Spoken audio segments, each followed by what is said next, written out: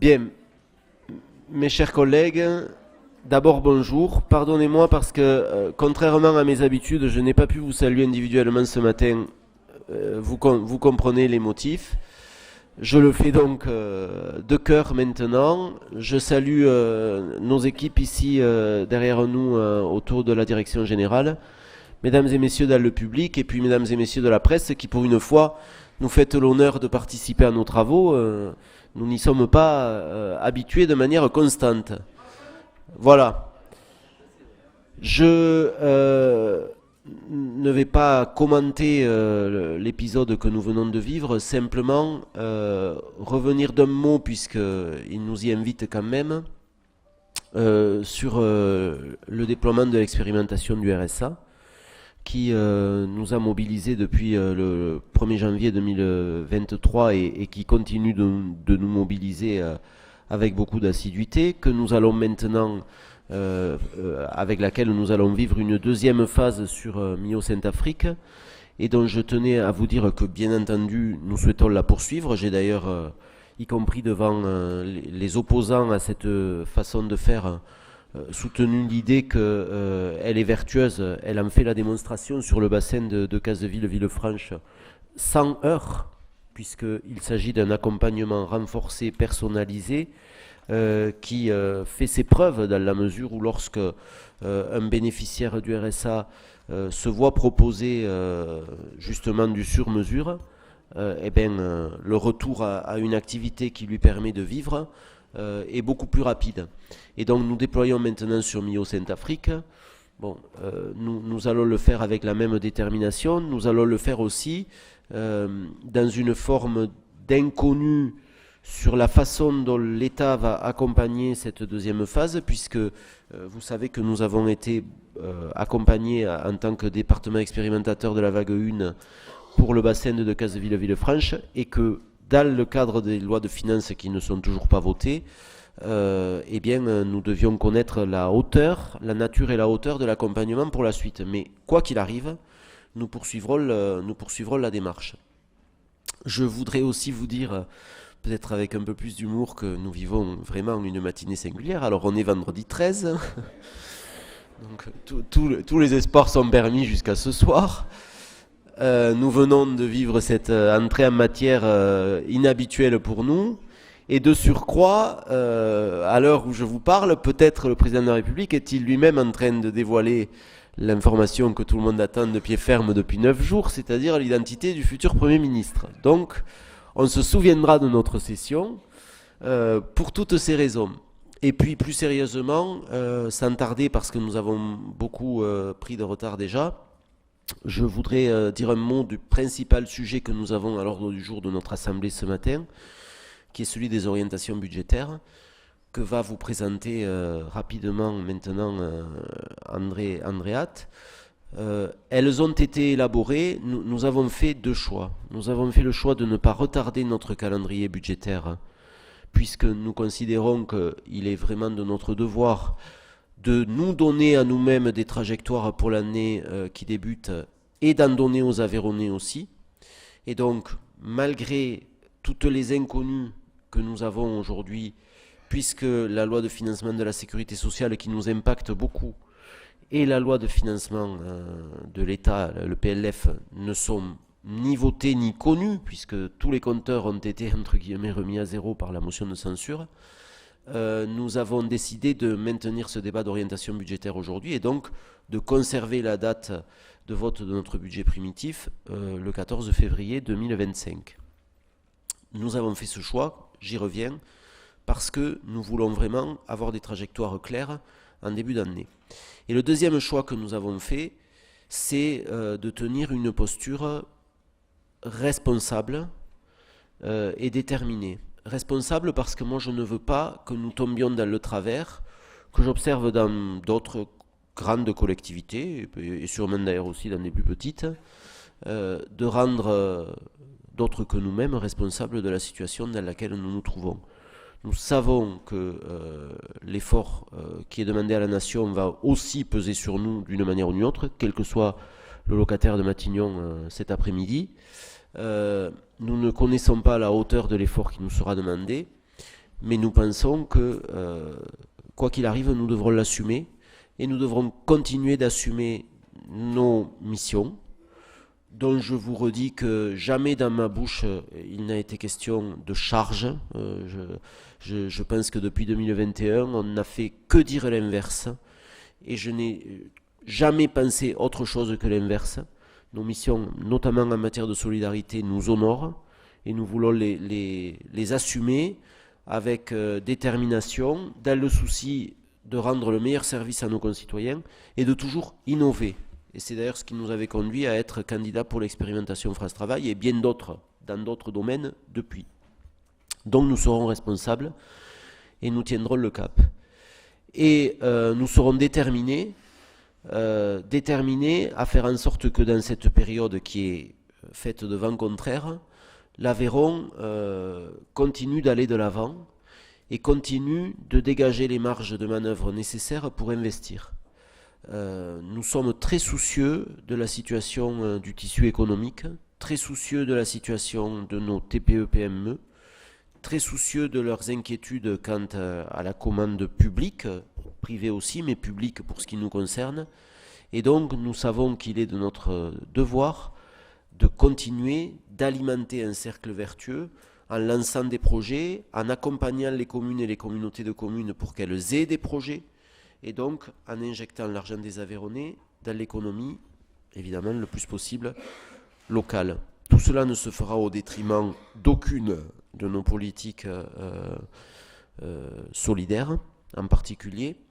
Et vous découvrirez d'ailleurs dans quelques instants que pour permettre que nous investissions et pour permettre que nous maintenions ce cercle vertueux, nous devons limiter nos dépenses de fonctionnement, mais nous proposons de le faire de manière différenciée. Nous ne proposons pas de raser partout à la même hauteur, pour employer une expression un peu triviale. Nous proposons de faire plus d'efforts là où nous pensons être en mesure d'en faire plus, pour continuer les accompagnements là où nous savons qu'ils sont indispensables. Donc c'est dans cette double perspective de responsabilité et de détermination que nous avons travaillé sur ces orientations budgétaires. Elles sont maintenant soumises, non pas à votre approbation, mais au débat de l'Assemblée, et je vous remercie de le faire dans la sérénité qui nous permettra de retrouver l'ambiance à laquelle nous sommes habitués ici. Bon travail à tous.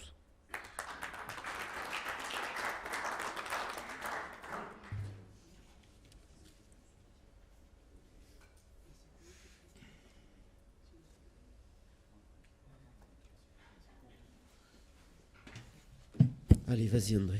Ah non, il y a un rapport peut-être préalable. Excusez-moi, il y a un rapport qui consiste à approuver le procès-verbal de notre assemblée du 18 octobre 2024. Je suppose que personne n'y voit d'objection. Donc ce rapport est adopté et je cède la parole à Andréat pour nous présenter le rapport sur les orientations budgétaires. Merci Monsieur le Président, chers collègues, mesdames et messieurs.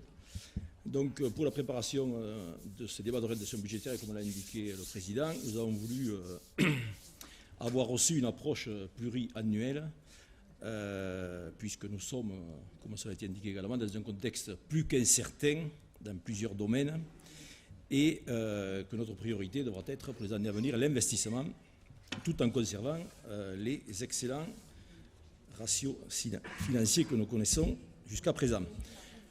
Donc le contexte fait que nous avons une croissance faible, et d'ailleurs hier nous avons vu que la Banque Centrale Européenne prévoyait, d'après ses annonces, que l'on soit à la limite de la récession. D'autre part, on a un marché immobilier qui, après 2 années de baisse, tend un peu à se stabiliser, mais on voit bien que cette évolution reste difficile à appréhender, et d'autre part sera certainement très faible. Le taux de chômage qui repart à la hausse, et des taux d'intérêt qui sont encore trop élevés et qui d'ailleurs pénalisent justement ce marché immobilier et donc les DMTO. Donc il y a aussi des incertitudes qui sont liées au projet de loi de finances, Arnaud vient de l'évoquer. On imagine aisément que le futur gouvernement qui est en train de préparer le futur budget retiendra très certainement certaines mesures envisagées par le précédent gouvernement. Et on sait aussi que les bonnes mesures sont rarement reconduites, ce qui laisse la place pour les autres. Donc, à ce jour, au 13 décembre, le compte administratif est pratiquement définitif, puisque, en fait, près de 98% des recettes et des dépenses sont mandatées. Ceux qui sont eux-mêmes à la tête de collectivités le savent très bien que la trésorerie nous impose ce calendrier. Ainsi, on sait que pour le compte administratif 2024,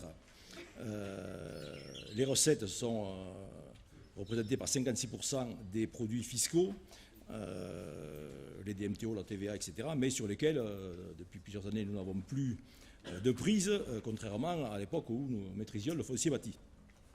Ensuite, ces recettes, 23% des dotations de l'État en font partie, 6% des fonds de péréquation, 8% des dotations de la Caisse nationale de solidarité pour l'autonomie et 7% pour les autres produits de fonctionnement. Et vous avez les montants qui s'affichent dans le camembert qui est présenté.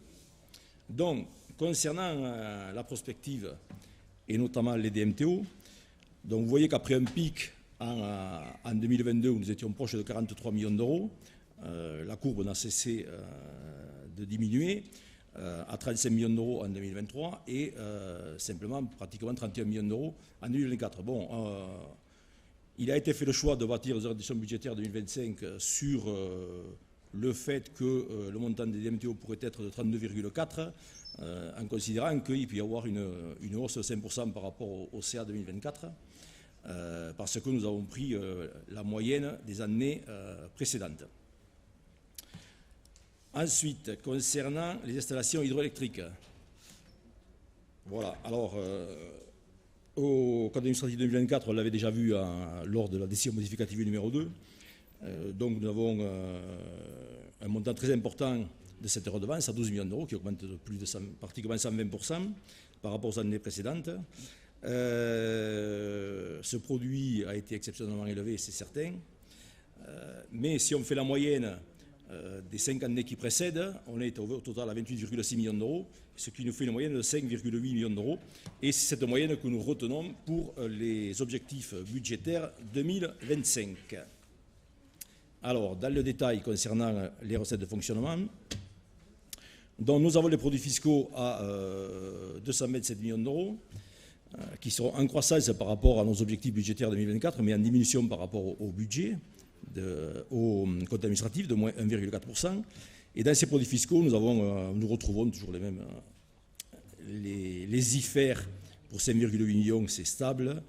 La fraction de TVA, bon, on ne peut pas imaginer qu'elle augmente à 82 millions d'euros. La fraction de TVA comme compensation de la CVAE pour 14 millions d'euros. Les produits des DMTO, comme on l'a indiqué, à 32,364. La taxe spéciale sur les compagnies d'assurance à 66 millions d'euros, qui celle-ci est en hausse, mais chacun a dû recevoir peut-être en fin d'année ses primes d'assurance, et vous avez vu que c'est une augmentation de 7 à 10%, et donc par conséquent ça se retrouve sur notre produit. La TICPE reste stable à 15 millions. Les redevances sur les installations hydroélectriques, je viens d'en parler, donc on les diminue fortement de 7 millions d'euros à 5,777. Et ensuite diverses autres redevances, produits. Les dotations de l'État seront pratiquement stables à moins 0,6% à 91 millions d'euros. Les fonds de péréquation sont en baisse de 1 million d'euros, moins 4%. La dotation de la Caisse nationale de solidarité pour l'autonomie est en baisse également de 13%, mais ça fait 4,8 millions d'euros. Comme vous l'avez expliqué lors de la décision modificative, c'est parce que nous envisageons désormais de les attribuer des notifications et non pas au versement. Donc ça a été fait pour l'année 2024, mais ça ne le sera pas pour l'année 2025, donc 34 millions d'euros, et diverses autres recettes de fonctionnement à près de 30 millions d'euros. Donc là, sur l'évolution moyenne, on ne voit pas comment on pourrait avoir des recettes de fonctionnement d'ici 2028 qui évoluent à plus favorablement que 1% par an. Alors, s'ensuit du coup la trajectoire d'équilibre qui va apparaître, dont les recettes de fonctionnement en première ligne, on vient de les voir. Concernant les dépenses de fonctionnement, pour l'année 2025, on pense qu'elles seront en évolution de 1,6%, en essayant de tendre sur une moyenne sur les 3 années futures à 1,5%, comme ça est indiqué par le Président. Il faut absolument maîtriser ces dépenses. Donc l'épargne nette est prévue à pratiquement 28 millions d'euros pour l'année 2025 et nos recettes d'investissement seront environ de 16 millions d'euros, ce qui permettra de financer l'investissement puisque l'épargne et nos recettes d'investissement permettent à elles seules de financer 62% de nos dépenses d'investissement, ce qui est très important et ce qui permet bien sûr de réduire le montant de l'emprunt qui est estimé à 26 millions d'euros. S'agissant des dépenses d'investissement, d'ailleurs vous voyez sur le graphique que la moyenne des 4 années sera de 72,5 millions d'euros. C'est quand même un montant très élevé par rapport à ce que nous connaissions auparavant.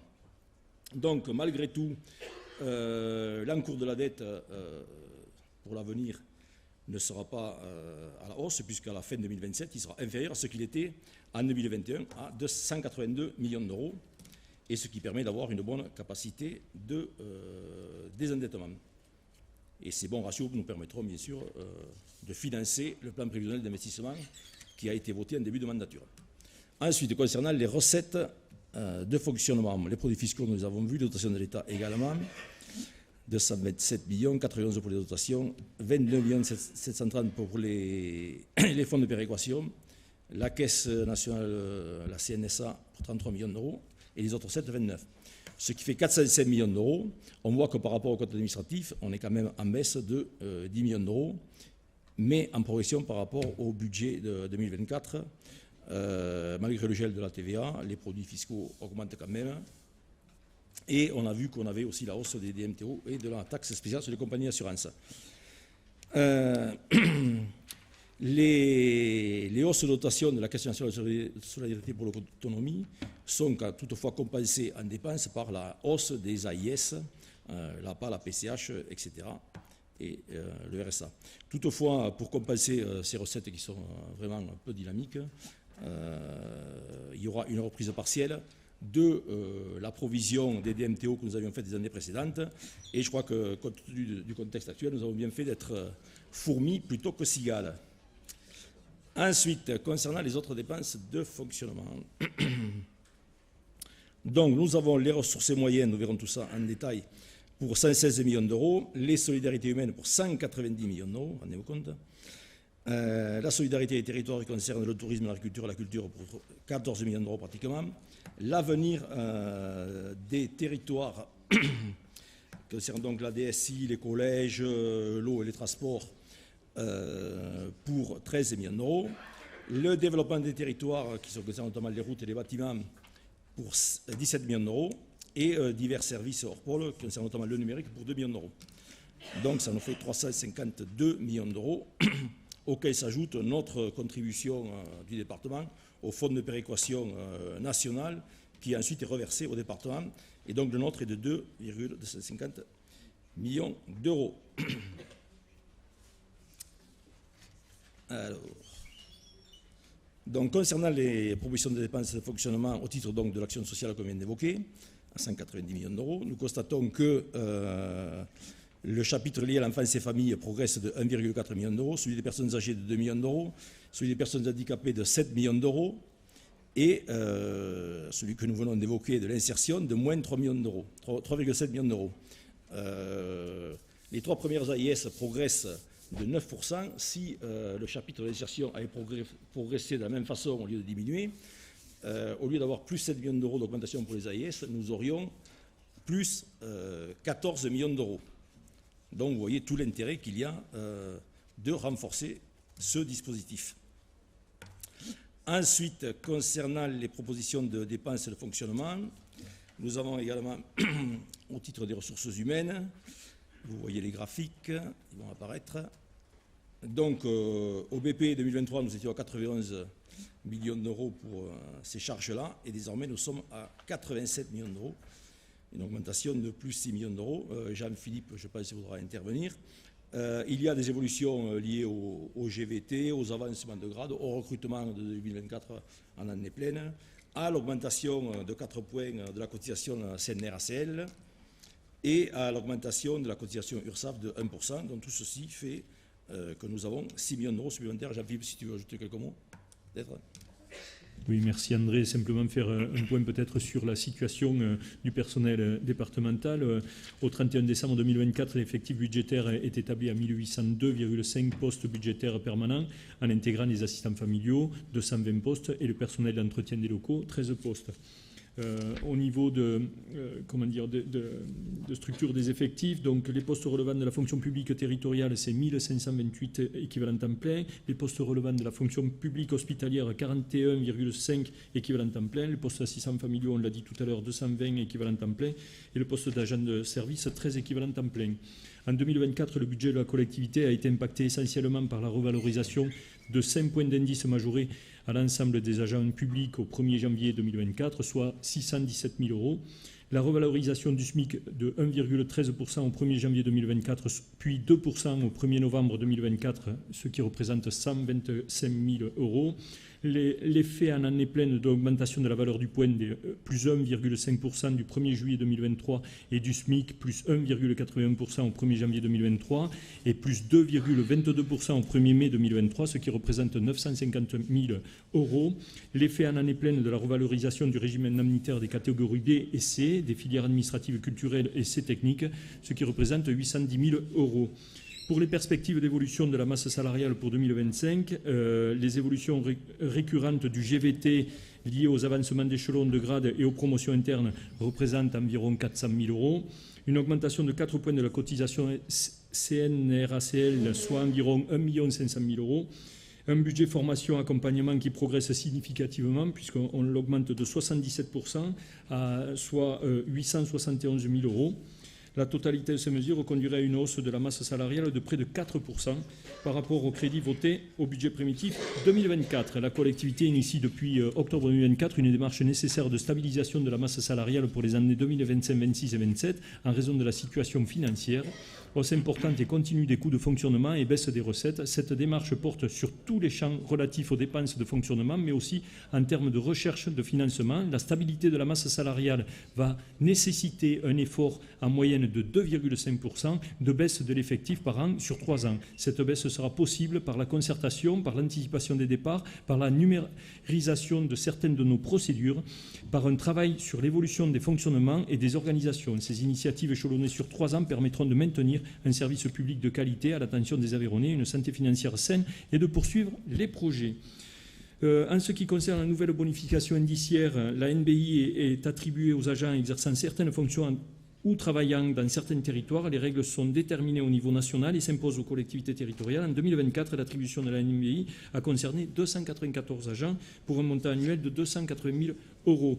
Au niveau des heures supplémentaires, et j'en terminerai là, un petit focus, 12 925 heures supplémentaires ont été payées au 31 octobre 2024, l'équivalent de 7,65 équivalents temps plein pour un montant total de 323 000 euros. Voilà.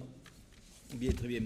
Donc, comme vous avez pu le constater, l'augmentation des charges de personnel et des charges sociales est d'environ 3,5%, ce qui fait 12 millions d'euros supplémentaires. Donc, pour rester notre trajectoire d'équilibre à 2,2% d'augmentation des charges de fonctionnement, il convient que quelques postes soient eux-mêmes en diminution, ce qui est bien normal. Donc, ensuite, concernant les autres propositions de dépenses de fonctionnement, nous avons l'évolution de la contribution au budget du SDIS, qui est déjà de 12 millions d'euros. Donc nous abondons pour environ 140 000 euros. L'évolution de l'offre de services dans le domaine du transport aérien, on nous en a parlé tout à l'heure, dans le mauvais sens, qui est versée au syndicat de l'aéroport.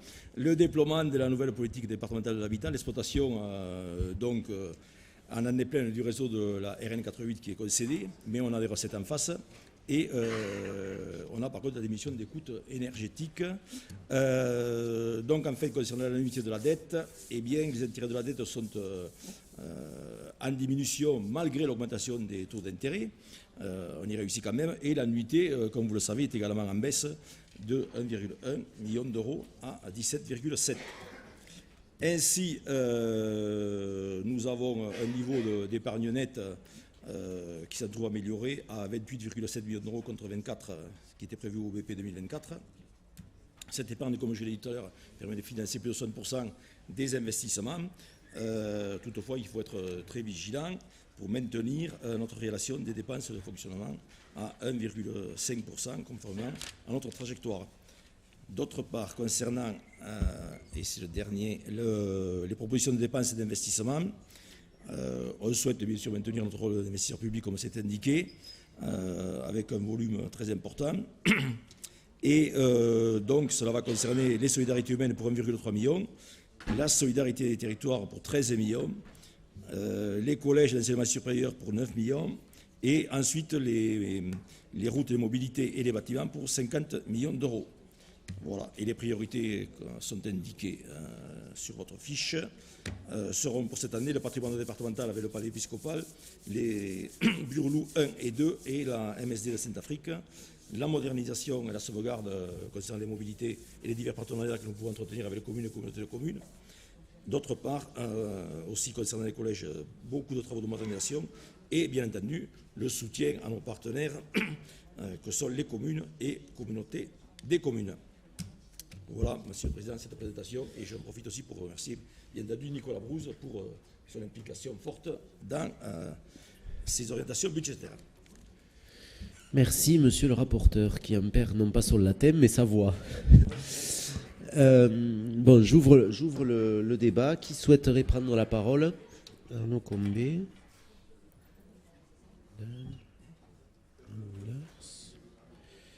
Julien.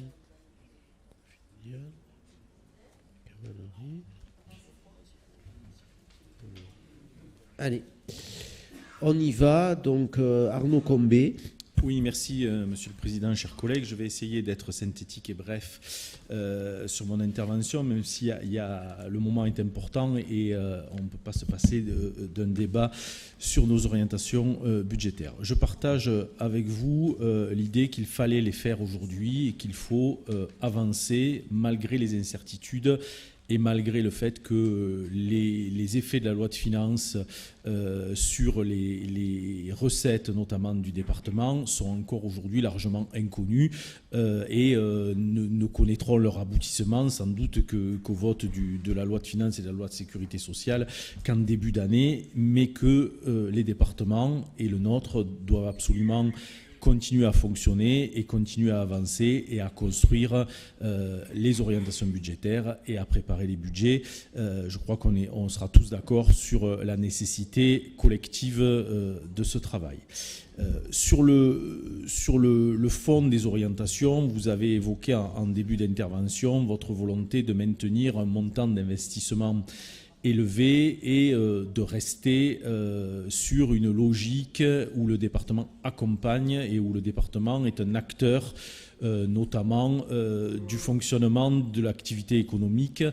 Et nous partageons aussi cette analyse, c'est-à-dire de considérer que notamment lorsqu'on se dirige vers des moments de récession économique, il faut que les collectivités locales, le département, mais le bloc communal, le bloc régional continuent à investir parce que ça sera un amortisseur d'un choc négatif si l'activité générale diminue. Et donc oui, effectivement, c'est important que nous puissions continuer à porter un montant élevé d'investissement et que nous puissions continuer à être un acteur clé de l'activité économique. On a toujours soutenu cette politique. Vous savez que nous émettons souvent des nuances sur les projets d'investissement, mais pas sur les montants et pas sur la nature des investissements portés. Et nous y reviendrons lorsqu'il y aura la présentation du budget où évidemment, nous aurons sans doute une lecture et des projets qui pourraient être un peu différents de ce que vous portez. Mais je crois que c'est aussi la vitalité d'une assemblée démocratique, qu'il y ait des nuances qui puissent être apportées et d'autres points de vue. Mais sur le montant global et sur l'analyse générale, nous partageons ce point de vue.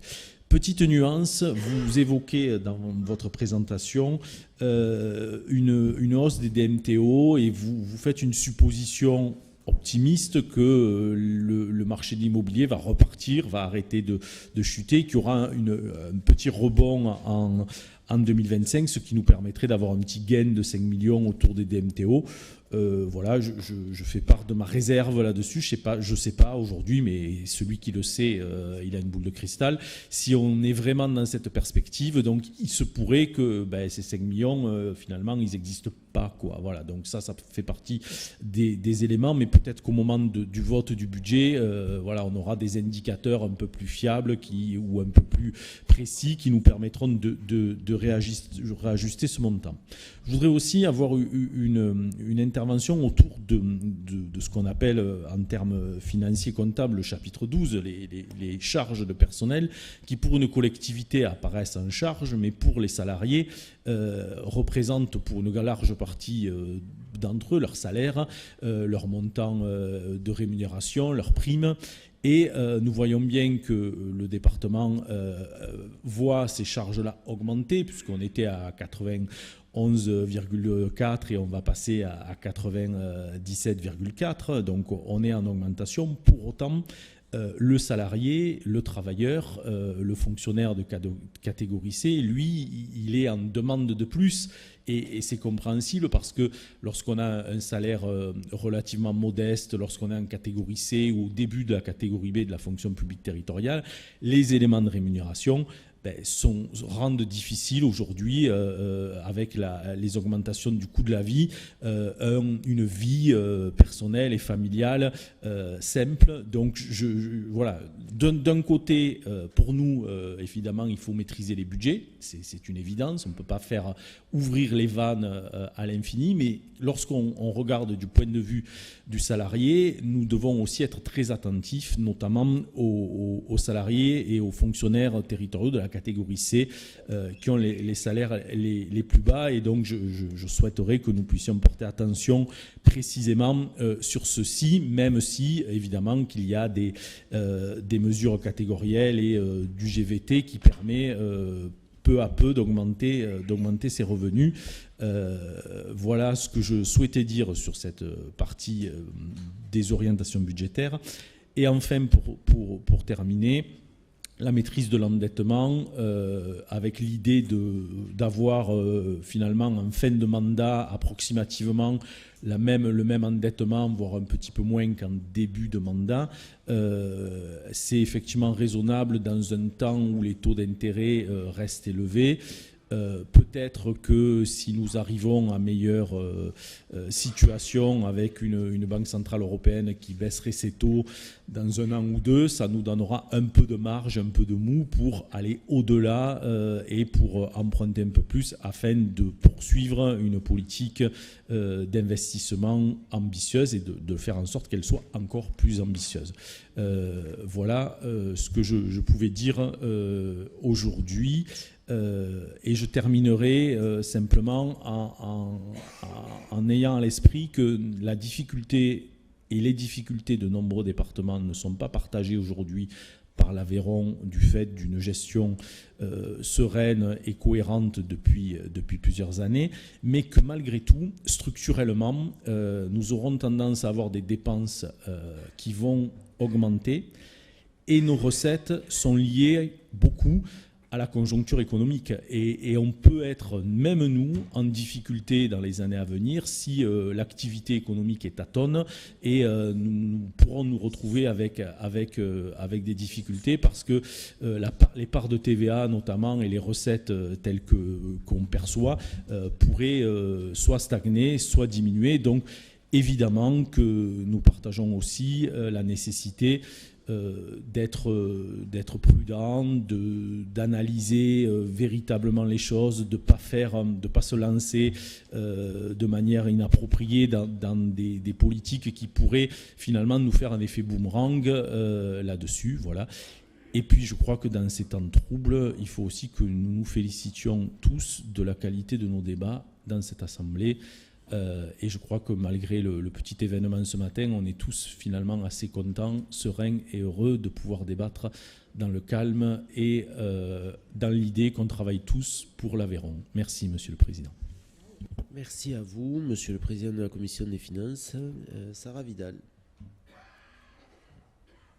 Merci beaucoup, Monsieur le Président. Alors, vous avez dit, c'est vrai que c'est une journée un peu spéciale et je voudrais, en préalable à mon intervention, avoir une pensée pour notre collègue Kathleen Durand qui, ce matin, s'est réveillée avec une pancarte devant chez elle qui a été apposée dans la nuit, sur laquelle il était écrit « Un bon loup est un loup mort ».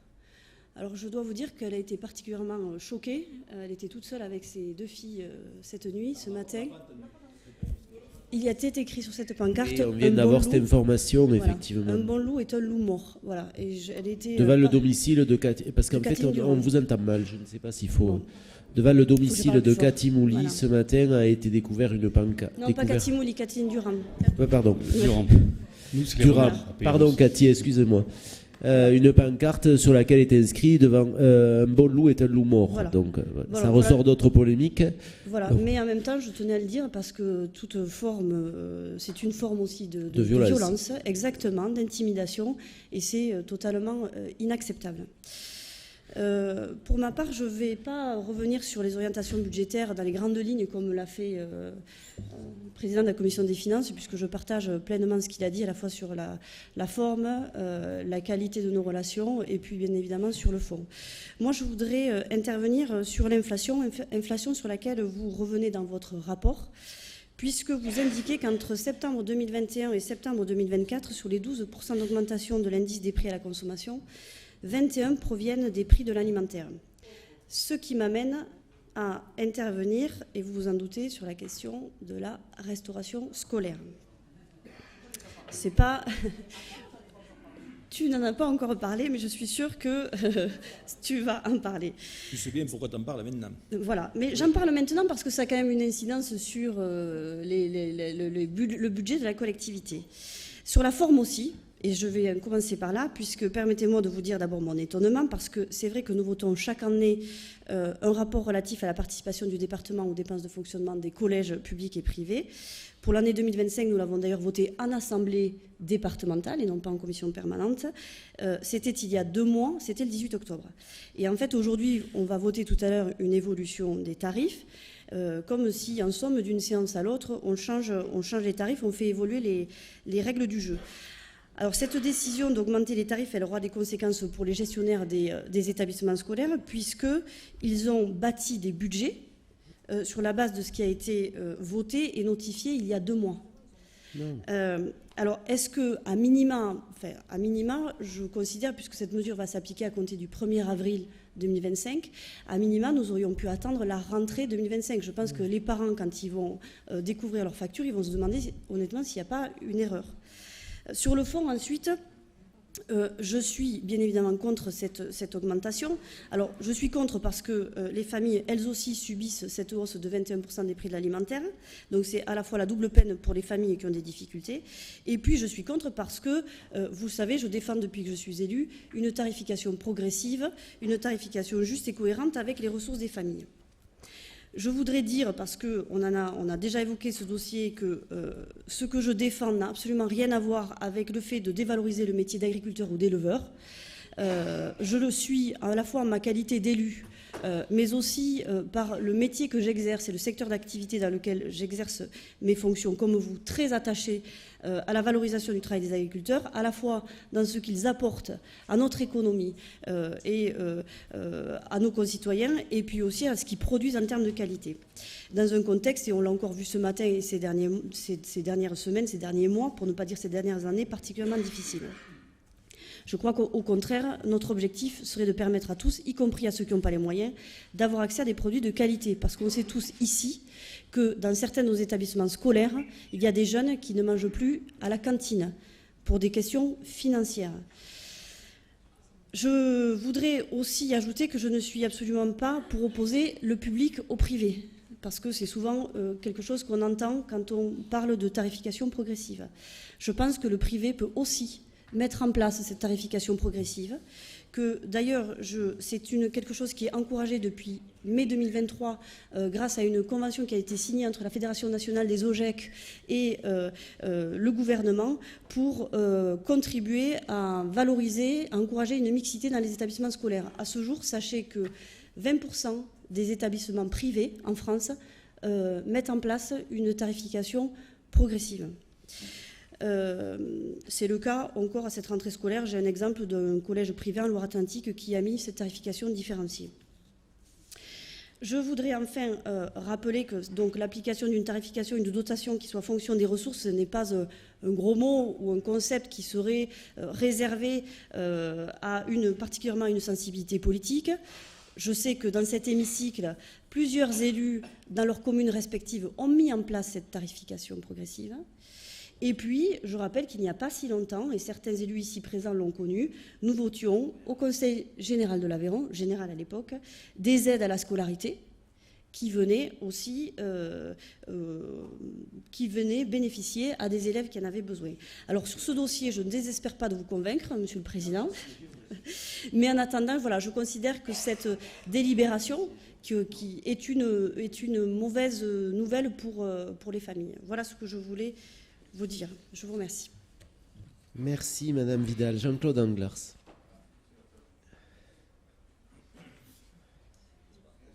Merci Monsieur le Président. Je voulais juste faire une intervention par rapport au sujet qui nous concerne aujourd'hui, le budget des collectivités, vous faire un point de là où nous étions au Sénat, n'est-ce pas, au moment où il y a eu le vote catastrophique de la motion de censure. Et la grande irresponsabilité pour ceux qui l'ont voté, surtout pour l'ancien président de la République, je le dis à l'introduction. Et vous dire simplement donc, que nous avons bien avancé sur l'étude du projet de loi de finances 2025 et vous faire un point rapide, Président, sur les collectivités de ce où nous en étions. Je le dis parce que on ne sait pas comment cela va être repris, puisque vous avez vu qu'il y a le projet de loi spécial qui a été décidé, c'est normal. Mais il faut, pour qu'il y ait un nouveau projet de loi de finances en 2025, que ça se passe avant le mois d'avril. Et voilà, donc on ne sait pas effectivement, mais et on espère que ça repartira, la discussion, de là où nous l'avions arrêté au Sénat, puisque vous savez qu'à l'Assemblée, il n'avait pas pu arriver au bout de l'étude du budget, et donc il est arrivé au Sénat en l'état.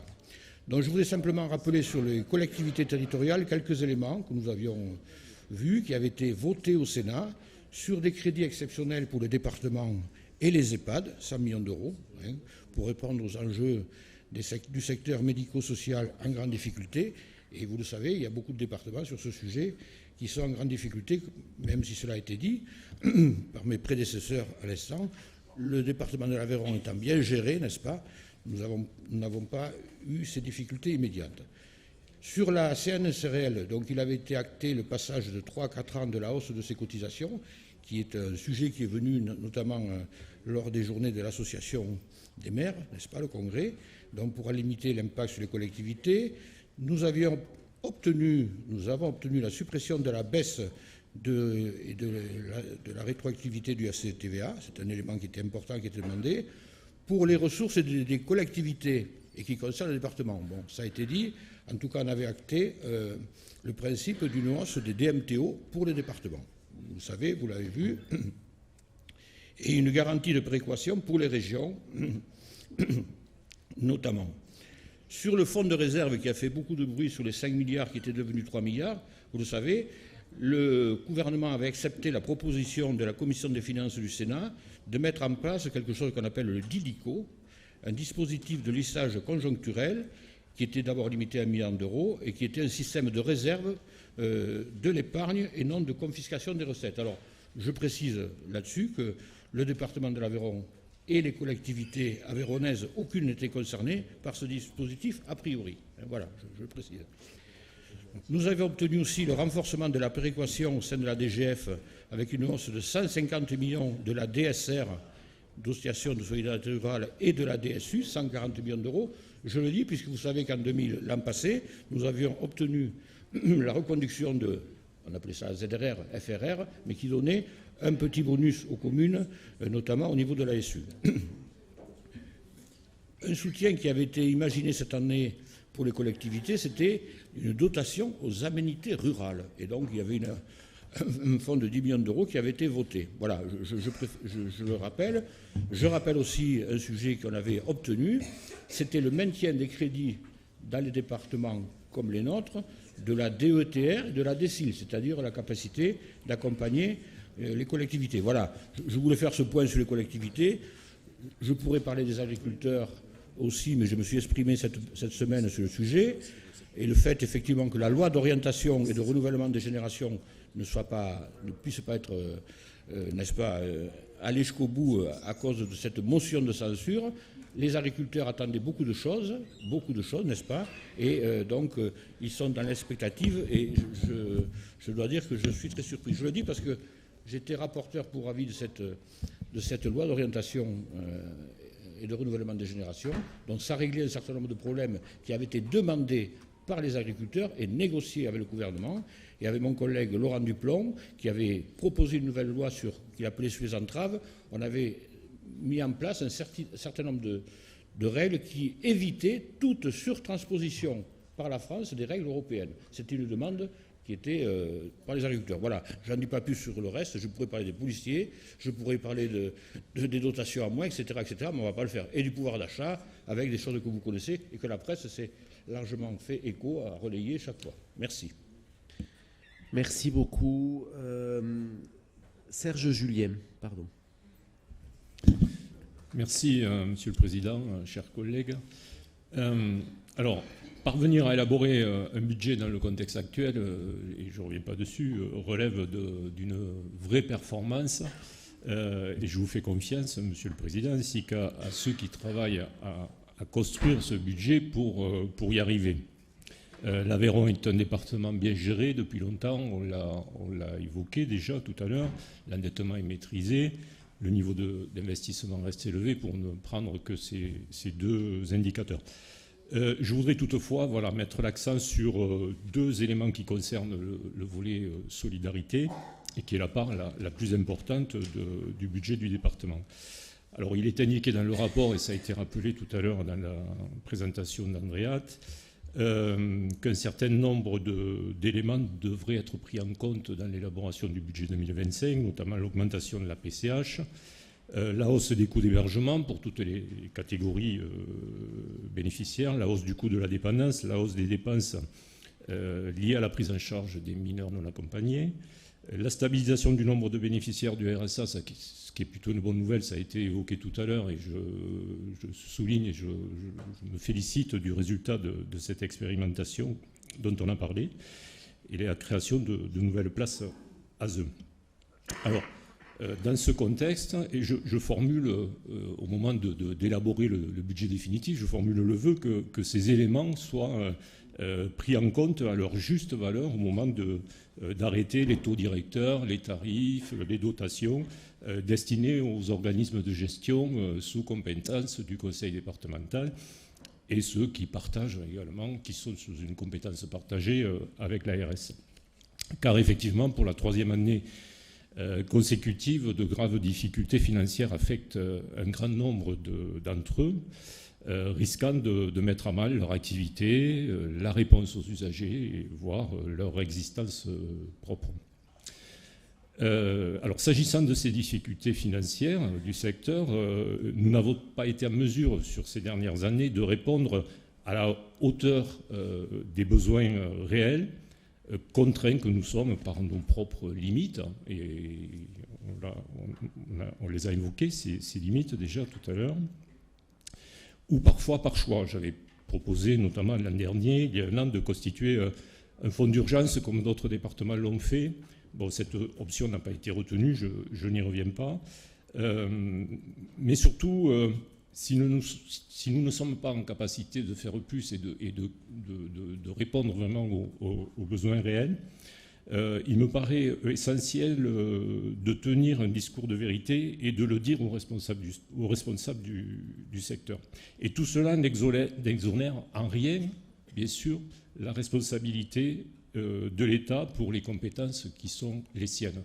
Le département ne pourra jamais venir se substituer aux défaillances de l'État, bien entendu.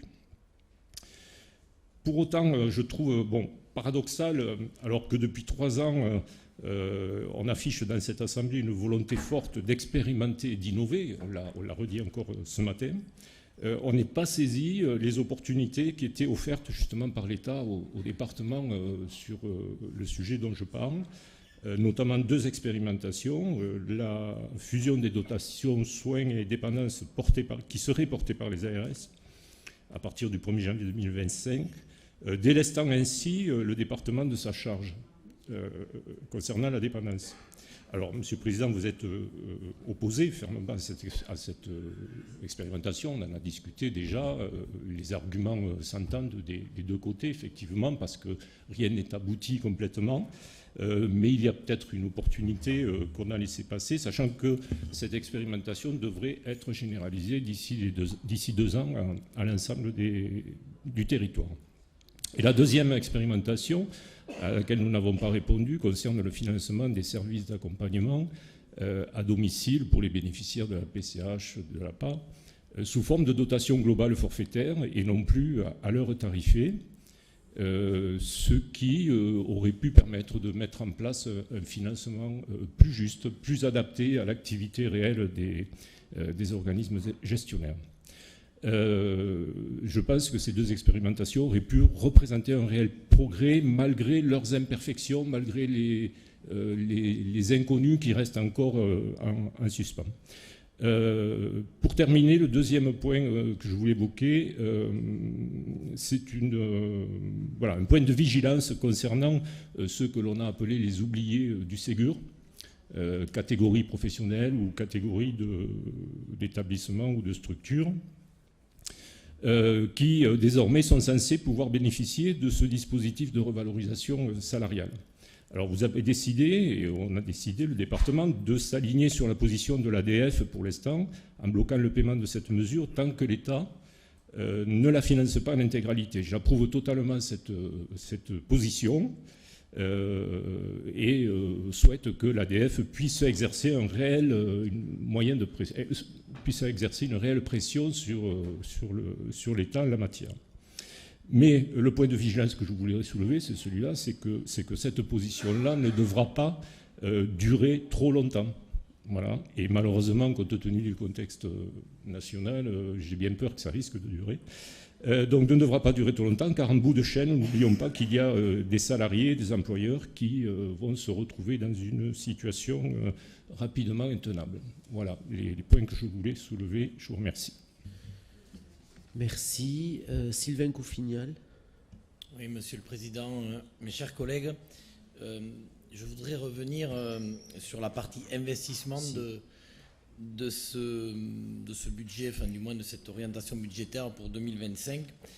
Effectivement, l'investissement est très important à 73,6 millions d'euros et c'est du jamais vu. Concernant le mobilier départemental, on met en avant le palais épiscopal, la caserne Burlou et puis la maison des solidarités à Saint-Afrique. Moi, je voudrais rappeler notre PPI des collèges, donc le PPI 2023-2028, j'y arrive, qui prévoyait 57 millions d'investissements. Et certaines opérations n'ont pas encore pu être faites en raison effectivement d'études ou d'optimisation en cours avec des demandes de subventions auprès de l'État. Sur la ligne collège, je perçois un montant de 9 millions d'euros pour 2025 contre 10 sur 2024. Et donc je voudrais que vous puissiez, Monsieur le Président, nous rassurer sur la volonté de tenir le cap concernant les collèges et nous rassurer sur le fait qu'effectivement, d'ici 2028, on pourra mener à bien l'ensemble de ces opérations. Je crois qu'elles sont attendues. On siège dans les différents CA. Elles sont attendues à la fois par le corps enseignant, par les enfants et par les Aveyronnais. Et elles concernent l'ensemble du territoire. Voilà, je vous remercie. Merci. Bertrand Cavalery. Monsieur le Président, mes chers collègues, effectivement, ça a été dit, c'est pas évident de débattre des OB aujourd'hui, puisque le PLF n'est pas acté, le PLFSS non plus. C'est ce que j'avais dit la semaine dernière, ou il y a 2 semaines en commission.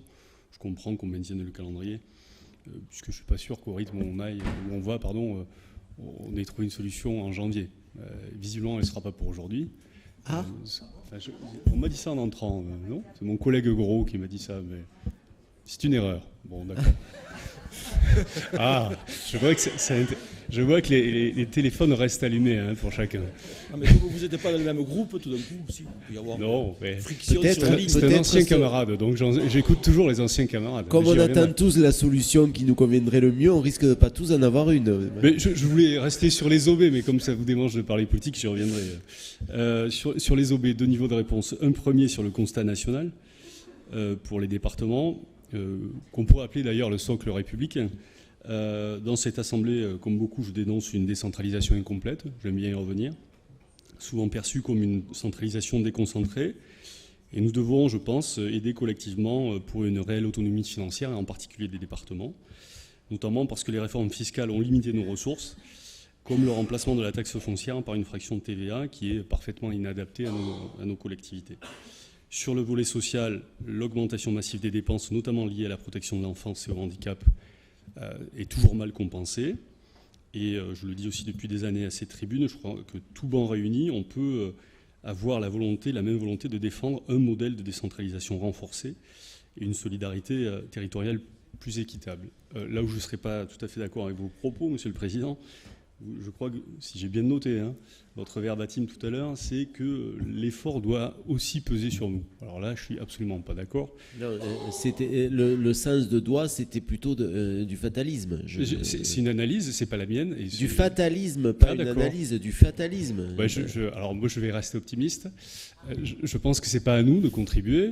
J'espère que je ne serai pas contredit par le camarade Jean-Claude Anglars, qui est sénateur, puisque cet effort il est demandé à toutes les collectivités. J'attends du budget, si on en a un jour, que nous n'ayons pas à payer ces efforts-là. Je pense qu'il y a, là on ne serait pas d'accord sûrement, mais on a sûrement des ressources et des recettes à aller chercher dans la poche de certains. Je pense aux super profits ou aux fortunes des milliardaires qui en moins de 10 ans en France ont doublé, tout simplement. Sur le constat plus local, pour ce qui concerne l'Aveyron, comme beaucoup dans cette assemblée, pour moi la priorité, notre cœur de métier, c'est les solidarités, restons-y. Le développement territorial, c'est-à-dire le soutien et le travail en lien avec les intercommunalités et les communes. Et là, notre budget, j'en reparlerai au moment du budget, si on en a un, en février, ça doit être un vrai levier au service de la mobilité, des infrastructures, du numérique. Il n'y a pas de sujet là-dessus. Et la transition écologique. Je veux quand même parler un petit peu de politique, puisque en préambule à la séance, j'ai eu l'impression qu'il y avait une forme d'acculturation à la gauche dans cet hémicycle. D'abord la Confédération paysanne, et puis aussi parce qu'il y a une âme assez bien intentionnée qui m'a transmis la presse du Sud-Aveyron hier. Voilà. Et finalement, je me réjouis que cette assemblée redevienne un peu plus politique. Pour moi, ça n'a jamais été un gros mot. Mais je peux te répondre aussi, Jean-Claude, puisque tu as un avis sur le Parti socialiste.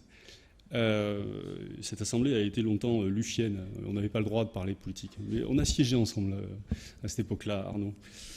Et dans ce conseil général, il ne fallait pas parler de politique. On avait l'impression d'être dans une fraternelle de gaullistes. On le faisait quand même. Ah, on le faisait ? Ah oui, peut-être qu'on le faisait, effectivement. On a eu quelques joutes. Non, pas par toi, par le président de l'époque, sûrement. Mais je me réjouis qu'on puisse à nouveau en parler. C'est ce pourquoi nous sommes élus, débattre, orienter, décider. Et je crois comprendre, j'ai cru comprendre que finalement, tout ce qui nous arrive dans cet article de presse, c'est la faute d'une censure causée par ces affreux socialistes. Voilà. Si j'étais taquin, ce que je ne suis jamais, je dirais, je l'ose quand même, moi-même, je ne suis pas allé faire de selfie à Figeac en 2022. Et je vous demanderai, Monsieur le Président, de laisser aux socialistes du département et d'ailleurs le soin de faire leur propre exégèse. Voilà, je ne ferai pas celle de LR, du pseudo-centre droit. Ne souffrirait-il pas la contradiction, ces socialistes-là ou d'horizon. Bref, 3 horizons en moins de 3 ans, c'est beaucoup pour moi. Moi, je suis resté dans la même boutique depuis pourquoi 2002. 3 je crois qu'il y a eu un intermède de centre droit, une forme de vacances. Sûrement. J'ai toujours été centre droit. Je vous ai, à l'époque du Conseil général, c'était très à droite. Non. Si, c'était très UMP.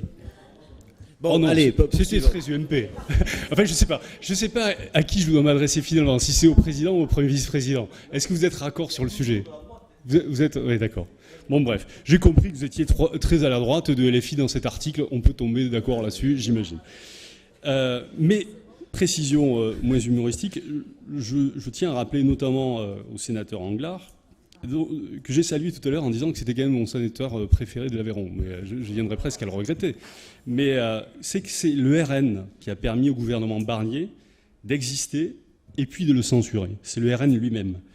Et que la censure, c'est une conséquence d'une dissolution catastrophique décidée par le président de la République et d'une absence totale de prise en considération des propositions de la gauche par Michel Barnier. Enfin, la seule issue possible est que le président nomme un Premier ministre de gauche, ouvert au compromis, sans recours au 49.3, en échange d'une non-censure. La gauche à Matignon, finalement, et le Front républicain à l'Assemblée. Voilà la solution qu'on propose. Bref, ce que j'ai lu moi hier, Monsieur le Président, là c'était vous, dans Midi Libre, c'est qu'il faudrait un Barnier bis, c'est-à-dire l'impasse toujours recommencée, des gouvernements provisoires et bricolés dans le dos des Français. Et le divorce des Français avec la politique, c'est d'abord quand un camp ne sait pas reconnaître sa propre défaite. Voilà pour les orientations politiques. Et j'en avais déjà terminé sur les orientations budgétaires, vous l'aviez compris. Merci. Jean-Philippe Sadoul. Ouais, donc, on va faire un cours de politique, mais ça aurait du mal quand même. Donc, un vrai centriste. Un vrai centriste, voilà. Depuis longtemps, est fier de l'être et revendiqué.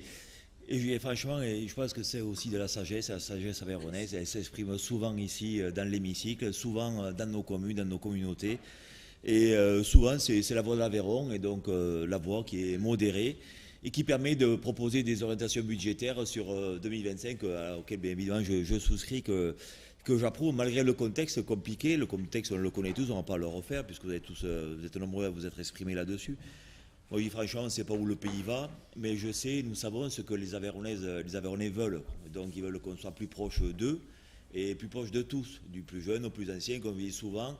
J'en profite pour saluer ceux qui sont là, qui ne font pas de bruit, qui sont spectateurs ce matin, les représentants du collectif avec qui nous entretenons d'excellentes relations, de partenariat, qui représentent les établissements médico-sociaux, les maisons de retraite de nos villes, les SAD ou autres.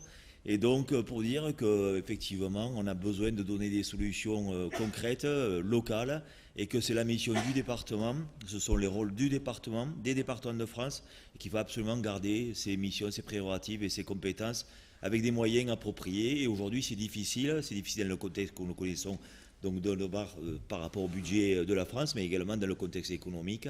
Alors moi, simplement, je dirais, qu'est-ce qu'on peut faire mieux pour le département ? Nous, au niveau des orientations sociales, ce qu'on appelle les solidarités humaines, donc forcément, on a un public, notamment chez les personnes âgées, et je ne vais pas revenir sur les propos de Serge Julien, notre collègue, mais on a quand même des réponses à donner. Alors, ce qui peut se faire immédiatement, alors avec des pénuries de personnel, où c'est très compliqué. Tout à l'heure, vous verrez passer une note sur les métiers de l'autonomie, où on a expliqué, on a entamé des politiques publiques avec des fonds publics, effectivement, mais c'est ingrat. Mais il y a des solutions qui arriveront, qui seront trouvées rapidement, et d'autres qui prendront beaucoup plus de temps. Ce sont les métiers d'autonomie. Je sais que la quasi-totalité des établissements médico-sociaux de l'Aveyron sont en manque de personnel. C'est un vrai problème. C'est peut-être un problème plus important, pratiquement, que le manque de financement.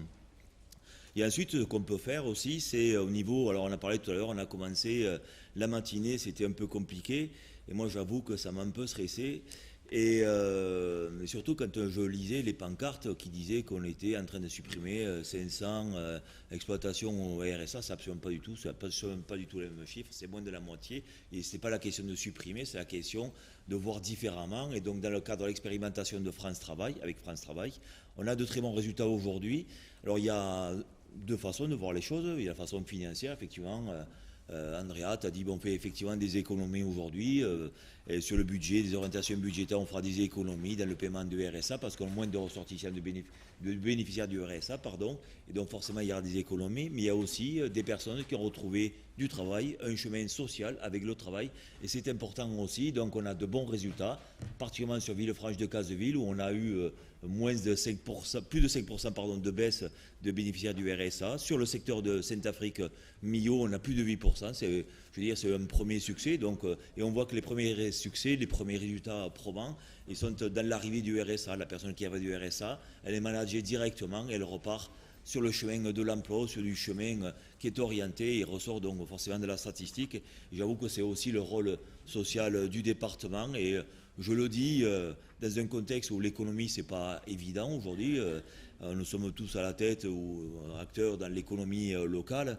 Et donc, j'avoue que le problème du recrutement est toujours un souci d'actualité, quelle que soit l'activité. Et moi, je dis, si le département peut faire quelque chose au niveau du recrutement, et faire retourner des personnes vers le chemin de l'emploi, ben, je veux dire, on est pleinement dans nos missions. En tout cas, on est fiers de porter ces politiques publiques. Et je trouve qu'en matière de solidarité, c'est aussi d'essayer de convenir d'avoir des résultats. Et je trouve que les résultats sont plutôt bons. Mais essayons de continuer sur ces pas-là.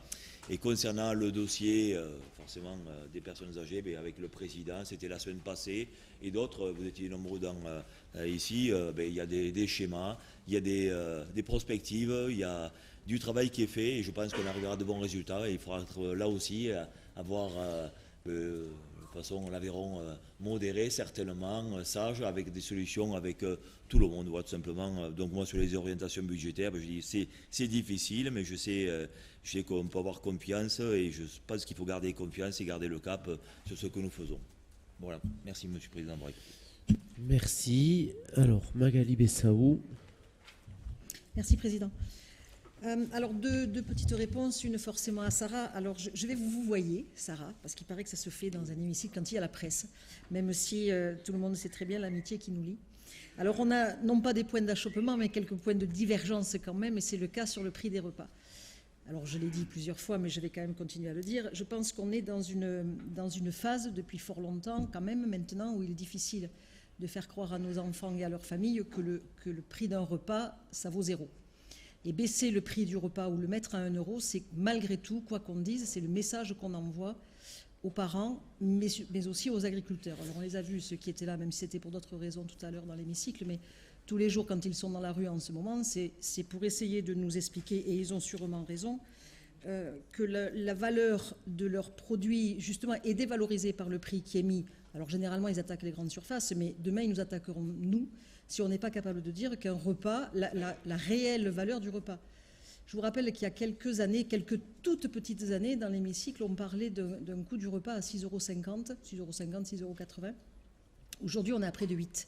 Près de 8 € le prix du repas dans nos collèges. Donc dire qu'on peut le vendre à 1 euro, je pense que c'est franchement envoyer plus qu'un mauvais message, et sur la qualité et sur la valeur des choses, d'ailleurs d'une manière générale. Je sais que là-dessus, on n'est pas d'accord.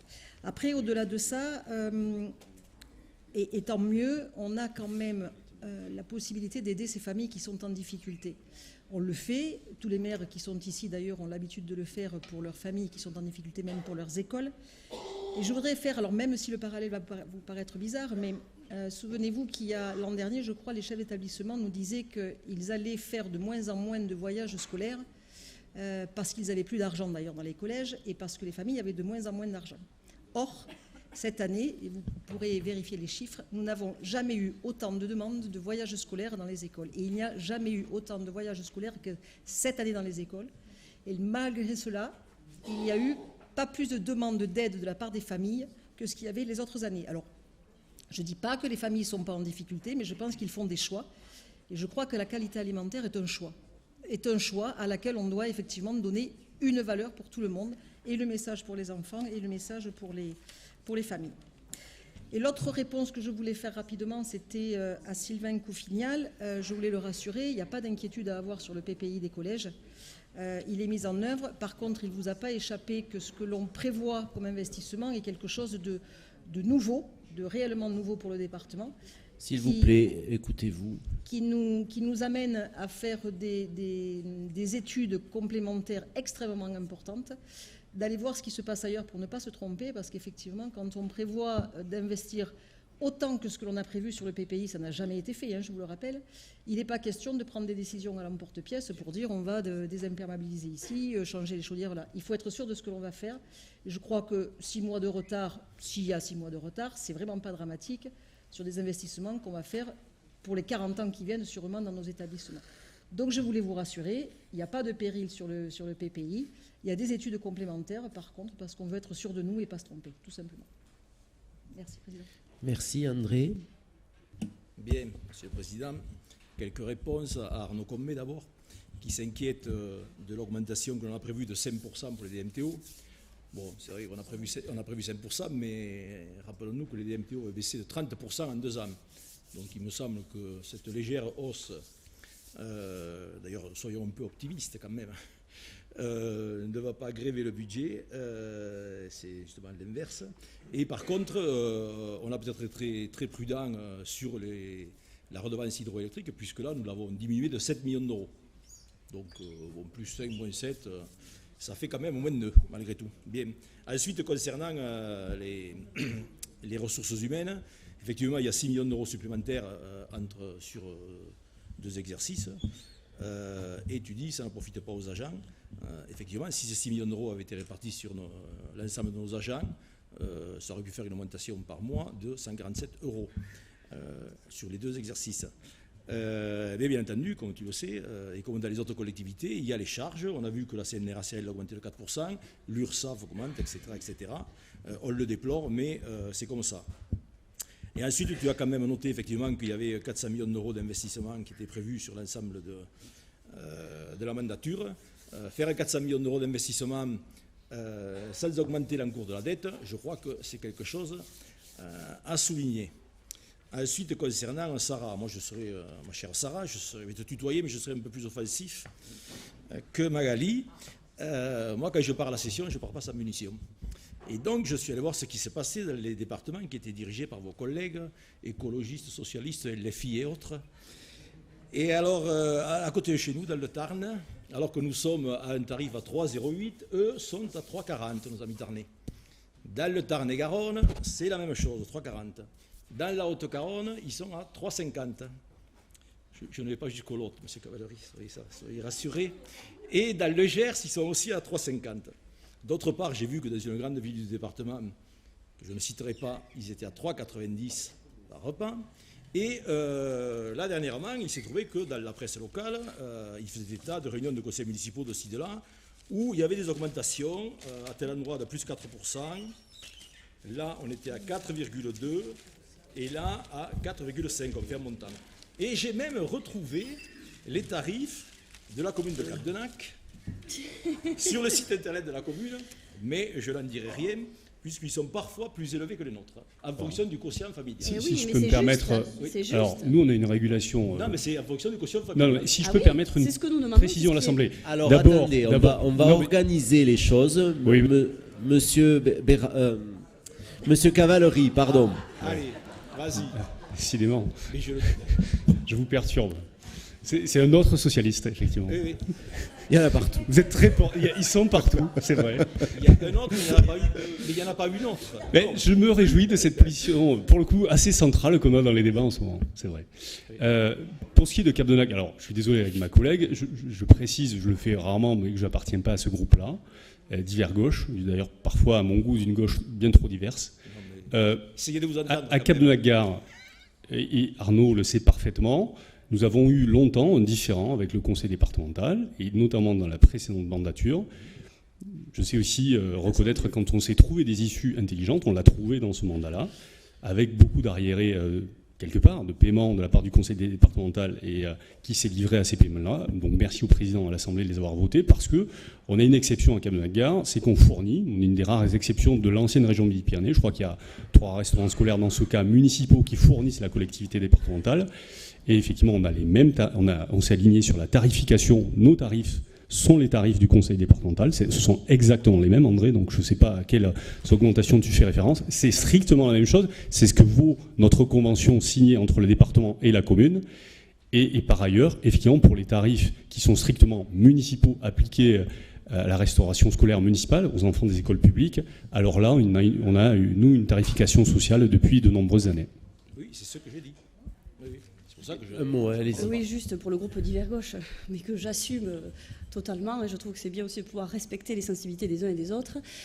Juste, nous, en Rodez, en effet, on a des tarifs qui sont supérieurs aux tarifs que vous pratiquez. Mais je ne parlais pas de Rodez. Mais je le dis, parce que ce n'est pas... Mais moi, s'il faut que je dise la commune, je la dirai. Non, mais je l'assume parce que moi, je ne propose pas un tarif unique à 1 €. Je dis simplement c'est une tarification progressive qui soit fonction des ressources et des revenus. Donc, c'est pas un ou l'autre, pas blanc ou noir. C'est quelque chose de progressif et cohérent. Voilà. Oui. Bien. Juste, je m'excuse, André, simplement dire que c'est pas parce que d'autres départements pratiquent des tarifs plus élevés qu'on ne peut pas faire mieux. Non, mais ils les pratiquent déjà. Et ils vont encore augmenter, puisque dans le Tarn-et-Garonne, justement, ils tendent vers une hausse de 1,5% par an, tous les ans, par exemple. Bon, restons-en là. De toute façon, je vais me redresser à mon collègue Cavalery, puisqu'il veut faire de la politique, on va en faire. Ah. Il est vrai qu'aujourd'hui, on est dans un contexte plus qu'incertain. Il n'y a que deux choses dont nous sommes certains. La première, c'est que le budget est bâti sur les bases solides du compte administratif. Et la deuxième chose dont nous sommes certains, c'est que tu t'apprêtes à censurer ce budget, comme tu l'as toujours fait jusqu'à présent. Bien. Et d'autre part... Il n'y a pas de vote sur les OB. Hein. On peut avoir une certaine reconnaissance envers ta cohérence et dans ton jusqu'au-boutisme d'opposant. Mais je crois que s'il y avait un grand prix d'excellence dans ce domaine, tu serais d'ailleurs lauréat. Voilà. Bon. Merci. Alors, à mon tour de vous dire quelques mots. Bon, d'abord, je remercie les différents orateurs d'avoir bien voulu nous donner acte du fait que nous avons raison de débattre aujourd'hui des orientations budgétaires et de préfigurer une session budgétaire à une date qui permette à l'ensemble des Aveyronnais de savoir où nous voulons aller et aussi à nos partenaires d'être fixés suffisamment tôt sur la manière dont nous allons les accompagner, parce que je pense qu'on met beaucoup de structures en péril lorsqu'on diffère indéfiniment les décisions, et j'en veux pour preuve d'ailleurs le fait que si jamais, comme je l'entendais ce matin dans les médias nationaux, les lois de finances nationales n'étaient votées qu'à la fin du premier trimestre, moi qui ai vécu le cycle budgétaire parlementaire, je pense que ce serait une énorme difficulté pour le pays. Je voudrais, en suivant, revenir d'un mot sur quelques-unes de vos interventions.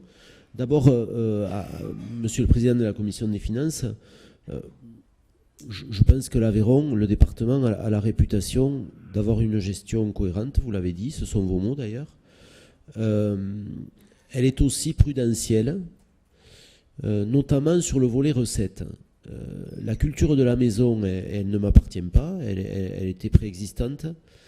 C'est toujours de considérer qu'il vaut mieux sous-estimer un peu une recette et avoir une bonne surprise qu'on intègre lors d'un budget modificatif que l'inverse. Et c'est d'ailleurs ce que nous faisons, avec parfois évidemment des écarts liés à un autre fait qui est celui que nous ne maîtrisons pas un certain nombre des recettes qui viennent dans le budget. Mais sur les DMTO, on n'a pas prévu 5 millions d'euros de hausse, je me permets de vous corriger. Hein. On a prévu 5%, soit 1,5 million. Par rapport au BP 24, à l'atterrissage qu'on pense être à peu près précis là, de 24, puisqu'on est le 10 décembre, donc il reste 15 jours à courir. Donc, je tiens à corriger ça parce que je ne voudrais pas qu'on discute de mauvais chiffres. Et ce que je voudrais dire également, c'est que la part des DMTO dans notre budget, qui, dans une année exceptionnelle qui a été 2022, a été de 12 ou 13%, c'était une année exceptionnelle des DMTO, elle est basse en proportion par rapport à la place que tiennent les DMTO dans des budgets de beaucoup d'autres départements où l'immobilier est à des tarifs complètement extravagants.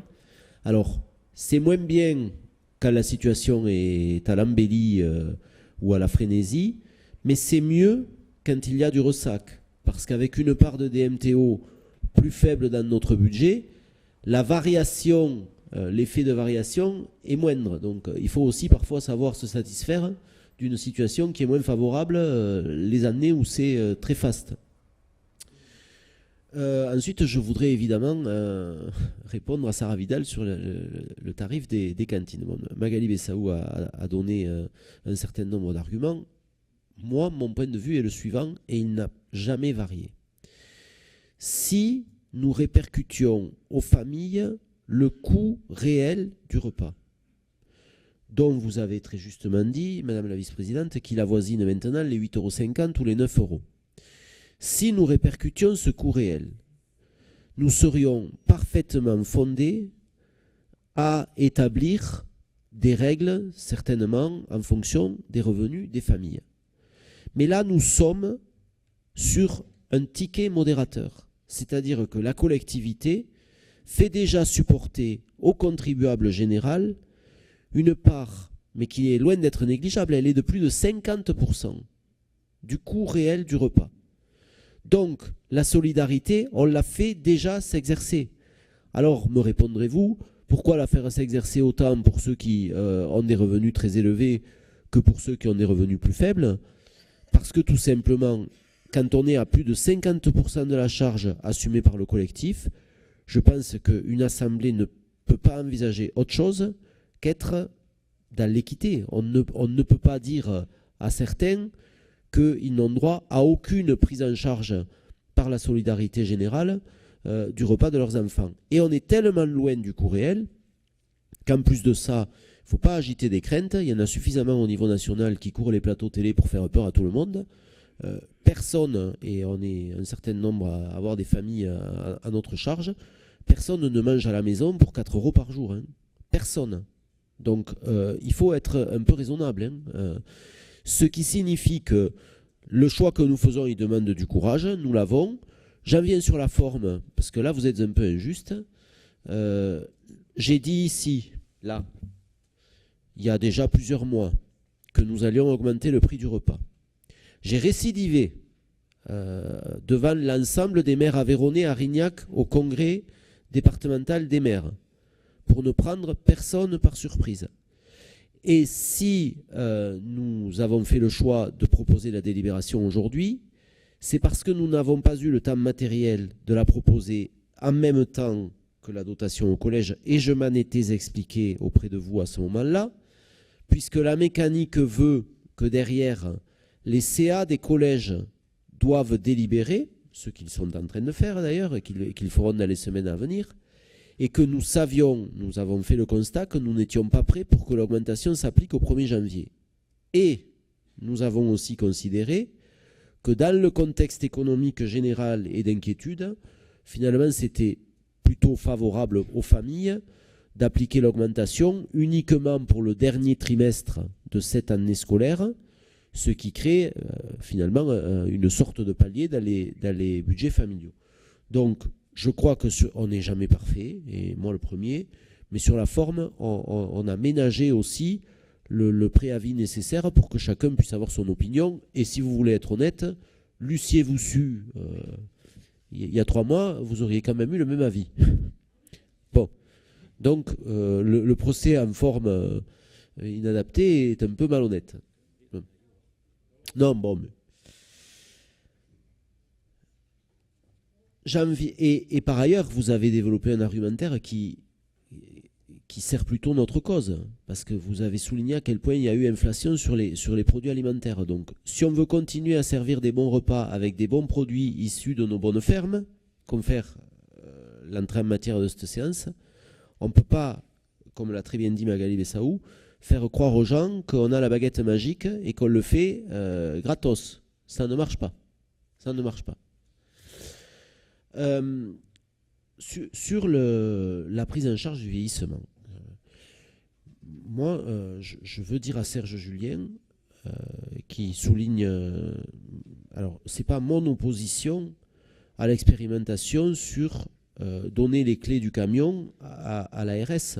En plus, chacun sait que nous avons avec l'ARS Occitanie, avec son directeur général, des convergences de point de vue à la fois sur le fond et sur la forme, quasi totales. Et nous travaillons main dans la main de notre mieux. Mais par contre, dans le schéma de pensée, imaginez que nous donnions, que nous abandonnions la compétence du département en matière de tarification et donc d'orientation de nos EHPAD à l'ARS, ça me paraît mais complètement surréaliste. Les 10 départements français qui l'ont fait parce qu'ils étaient en banqueroute sur ces budgets et qu'ils ont finalement admis qu'ils ne pouvaient plus faire face. Moi, je ne me résigne pas à ça. Et je ne m'y résigne pas pour 2 raisons. D'abord parce que même si la situation est complexe, elle n'est pas désespérée. Et que je pense qu'en bon Aveyronnais, on ne s'avoue jamais vaincu en rase campagne. Et deuxièmement, parce qu'on a un tissu d'établissement à tel point adapté à notre territoire, implanté en proximité, etc., qui repose sur une vision politique de ce que nous voulons pour l'accompagnement du vieillissement, que nous seuls ici pouvons avoir, parce que nous sommes issus du suffrage universel, et je n'accuse personne à l'ARS de ne pas avoir cette fibre, et je crois que l'ARS Occitanie est très bien dirigée actuellement, mais ça peut ne pas durer. Et moi je fais confiance aux Aveyronnais, en revanche, pour avoir toujours des élus qui considèrent que la proximité est la première des vertus à entretenir quand on veut aménager un territoire comme le nôtre. Et je ne peux pas concevoir qu'on envisage d'abandonner cette prérogative et cette responsabilité à d'autres que nous-mêmes. Donc je confirme que aussi longtemps que je serai à cette place, jamais nous ne laisserons cela se faire. Deuxièmement, je voudrais prendre un exemple. Pardonnez-moi, parce que le collectif des PA est là et je les remercie de leur présence, de la qualité de nos échanges, et aussi, pas uniquement par comparaison, parce que je n'ai pas attendu ce matin pour en être certain, mais de la sobriété de leur participation à notre assemblée. L'EHPAD Terrasse d'Écosse à Millau, qui est un EHPAD tout neuf, et je vous recommande d'aller répéter ça, pour ceux qui avaient son oreille, à Madame le maire de Millau. EHPAD tout neuf, réalisé à grands frais, avec un investissement très lourd, avec tous les équipements qu'ont souhaité les acteurs locaux. Au bout d'1 an et demi d'exercice, malgré les crédits non renouvelables de l'ARS, mais en abondance, à mes yeux, je l'ai dit au directeur général de l'ARS, en surabondance. Et dans le rouge, mais plus que tous les autres établissements, ajoutés les uns aux autres. Ce qui signifie que lorsque l'outil n'est pas adapté aux besoins, lorsque la gestion n'est pas calibrée, on peut jeter tout l'argent du monde dans le trou, ça ne le bouche pas. Donc on aurait eu beau, nous, mettre en place un fonds d'urgence, on n'aurait pas résolu les problèmes, parce que les problèmes ne sont pas uniquement conjoncturels, ils sont structurels. Et les directeurs ici présents ne peuvent pas s'offenser de ce que je dis là, parce que nous en avons débattu ensemble. Bien sûr, je ne vise personne. Structurel, non pas de leur fait, mais structurel du fait de l'évolution de la démographie, de l'évolution de l'attente des gens, de l'épidémie de la Covid, de la perte d'attractivité des métiers, de tout un tas de phénomènes, de l'inflation, naturellement, de tout un tas de phénomènes qui ont percuté un modèle.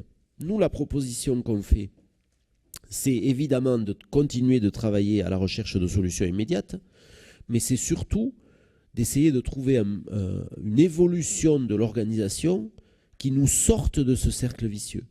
Et on n'est pas du tout sur l'expérimentation que proposait le gouvernement, on est sur une expérimentation qu'on initie, nous, à l'échelle aveyronnaise, avec eux, avec vous, messieurs, dames, avec tous les acteurs, avec aussi les SAD et les SIAD, vous en avez parlé, pour essayer de voir comment, pour les 20 ans, 30 ans qui arrivent, en Aveyron, on est capable d'accompagner le vieillissement depuis le maintien à domicile jusqu'à l'établissement de dépendance médicalisée, parfois de très grande dépendance, en résolvant au passage les problématiques budgétaires, les problématiques salariales, d'attractivité des métiers et de maillage des dispositifs entre eux. On a la feuille de route, on l'a écrite à deux mains avec l'ARS Occitanie, on l'a soumise au gouvernement sortant qui avait déjà esquissé une validation de principe très enthousiaste d'ailleurs, et on va continuer à reprendre le bâton de pèlerin lundi matin, ou je ne sais pas quand, on aura une équipe gouvernementale au complet. Peut-être pas lundi matin d'ailleurs. Dès qu'il y aura une équipe gouvernementale au complet. Donc on est dans cette trajectoire. Elle est plus difficile. Hein. Moi, c'est sûr que pour la tranquillité d'esprit des élus départementaux, des vice-présidents qui s'occupent de ça, il vaudrait mieux dire à l'ARS, vous avez tout là, et puis vous n'avez plus qu'un seul interlocuteur. Vous n'avez plus besoin de venir un vendredi 13 au matin ici participer à nos travaux. Vous allez chez Benjamin Arnal ou à Toulouse chez le directeur général de l'ARS. Est-ce que c'est ça qu'on veut? Moi, je le dis tout net, je ne le veux pas. Sur les collèges, Sylvain Couffignal, vous savez très bien que notre choix, là aussi, ça a été d'avoir une vision à moyen et long terme. Donc, on a un PPI qu'on déroule, mais qu'on a adapté, non pas à la baisse, qu'on a adapté au fait que nous avons lancé une étude de grande ampleur sur les 21 collèges, donc 22 moins 1, le moins 1 c'est l'ARSAC, sur leur décarbonation, justement pour faire des travaux qui nous permettent de nous projeter le plus loin possible, et pas des pansements sur une jambe de bois. Donc le PPI reflète cette volonté, il reflète aussi le fait qu'il faut que l'étude nous rende tous ces résultats et qu'on veut chercher des cofinancements, puisque si on veut faire une opération d'aussi grande envergure, il faut évidemment qu'on ait les moyens de l'assumer financièrement. Et puis, je voudrais dire à Bertrand Cavalery que moi, je bois vos paroles. Hein. Je suis ravi de vous entendre dire que la décentralisation n'est pas aboutie, qu'il faut impérativement que les pouvoirs publics locaux aient les moyens de leurs actions, et qu'il faut aussi qu'en proximité, on puisse intervenir dans les champs dans lesquels nos concitoyens considèrent que nous sommes fondés à le faire, c'est-à-dire leur quotidien. Bon, vous appartenez à un parti politique qui a initié la décentralisation au début des années 80, mais qui a largement contribué à l'abîmer après. Sous le mandat de M. Hollande, en particulier la loi NOTRe, a bien abîmé l'élan décentralisateur du début des années 80 et continue de porter ces tristes impacts sur notre territoire, en particulier sur le tissu de TPE-PME, qui se voit privé d'un accompagnement auquel ils étaient particulièrement attachés. Et j'en passe et des meilleurs. Donc, on peut tous balayer devant nos portes. Après, sur les questions plus politiques, moi, je tiens à être explicite. D'abord, j'ai toujours été de centre droit. J'ai récemment, il y a 2 ans, fait part de mon désaccord avec une orientation de ma famille politique qui se droitisait trop à mon goût. Je n'ai aucun regret. Et encore plus récemment, fait un choix conforme à cette vision. Bon, vous pouvez gloser dessus. Et l'expression à laquelle vous faites référence de ces jours-ci dans la presse sud-aveyronnaise est la suivante. Vous êtes dans un parti politique qui prétend faire front contre les extrêmes, tout en étant, pardonnez-moi le terme, maqué avec un de ces extrêmes. Maqué au point de ne pas pouvoir se sortir de son emprise. Et au point de voter une motion de censure au nez et à la barbe de Français hagards, à 15 jours de Noël, sans majorité, sans gouvernement, sans budget, ça, il faut l'assumer. Et il ne faut pas derrière venir dire aux gens qu'on a besoin de sérénité, de stabilité, qu'on veut y participer, qu'on va construire. Quand on fait ça, on détruit, on ne construit pas. Donc moi, je n'ai jamais dit que je militais pour Barnier bis ou Barnier 2 ou Barnier 3. Je dis simplement qu'il faut assumer ses choix. Et c'était moins dans votre direction que dans celle de responsables socialistes régionaux et nationaux qui essaient de passer à travers les gouttes en essayant de faire oublier qu'ils ont soutenu LFI dans les élections législatives de 22, de 24 et qu'ils ont soutenu LFI dans le vote de la motion de censure, puisqu'il a manqué 3 voix du PS, je pense, dans le vote de la motion de censure. Aucune...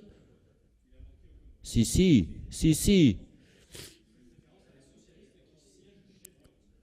Ah non, Sophie Pantel, elle siège où? Sophie Pantel, elle est à Lyotte. Bon. Donc, alors merci. Alors encore mieux. Le PS a été unanime pour voter la motion de censure. Bien. Unanime. Et ils viennent ensuite expliquer aux agriculteurs aveyronnais, aux entrepreneurs aveyronnais, que c'est le chaos, qu'il les soutient, qu'il ne fallait pas cette situation. C'est l'élection de la Chambre qui vous inquiète. Pas du tout. Pas du gouverner tout. avec le RN, moi je ne le supporte pas. Non, monsieur Cavalry, je ne vous ai pas interrompu. Bon. Ce que je veux dire par là, c'est que quand on assume ses choix politiques, tous sont respectables. Ce qui n'est pas respectable, c'est de ne pas les assumer et d'être malhonnête. Et j'en termine par autre chose qui, à mes yeux, est encore plus grave.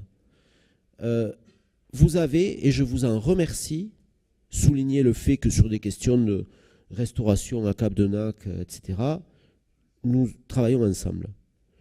Moi, je m'efforce de travailler avec tous les élus de cette Assemblée et je m'efforce de travailler aussi avec tous les élus aveyronnais, quelle que soit leur appartenance politique et leur obédience et leurs affinités, et nous le faisons sans sectarisme. Et je vous mets au défi de me sortir des dossiers où nous aurions saqué des collectivités au motif qu'elles ne seraient pas du même bord que nous. Non, mais moi je l'évoque. Parce qu'à l'heure où nous débattons ici des OB 25, le Conseil régional Occitanie a une commission permanente. Prochainement, j'aurai à commenter le traitement de quelques dossiers. Et j'appelle ça du sectarisme crasse. Et c'est inacceptable. Surtout quand on se dit dans un arc républicain qui défend des valeurs. Il ne faut pas avoir deux langages. Donc, je vous informerai. Formez-moi et je vous répondrai la prochaine fois. Je vous informerai et nous aurons l'occasion d'en parler avec vous-même, mais surtout d'ailleurs avec les conseillers régionaux. Parce que moi, je pense que ici, et notamment dans cette partie de l'hémicycle, les conseillers départementaux sont respectés, tous, par moi, jusqu'à parfois être même désignés pour représenter la collectivité lorsque nous ne pouvons pas faire autrement, que nos élus ne sont pas disponibles, et que moi, j'estime avoir un lien de confiance pour que, dans certaines occasions, ça puisse être le cas. Ça, c'est la démocratie vivante, normale, qui respecte à travers les élus les citoyens qui nous confient un mandat. Mais je voudrais vraiment que ça existe partout. Je le voudrais vraiment. Bon. J'en termine par ça, et puisque nous ne sommes pas appelés à voter sur ce rapport, je vous demande si vous acceptez l'idée que nous en avons débattu. Pas de problème. Merci. Alors, on examine les 2 ou 3 rapports qui suivent rapidement. Le premier... j'ai plus la feuille qu'il faut. C'est Arnaud Combet qui le rapporte. Oui, merci Monsieur le Président. Rapidement, il y a 3 rapports à voir en commission des finances qui ont été examinés déjà. Le rapport dit numéro 2, c'est l'autorisation d'engager et de liquider les dépenses d'investissement du budget principal entre le 1er janvier et le vote du budget. C'est simplement une décision qui nous permet de fonctionner avant que nous votions le budget 2025 qui ne manquera pas d'être voté au début du mois de février si j'ai bien les dates en tête. Donc c'est simplement pour qu'on puisse fonctionner entre le 1er janvier et ce moment du vote. C'est une délibération qui est prise chaque année en conseil départemental. Merci beaucoup. Bon, pas d'opposition, j'imagine, pas d'abstention. Allez-y, poursuivez, Monsieur Combet. Alors la note suivante, c'est une note très technique.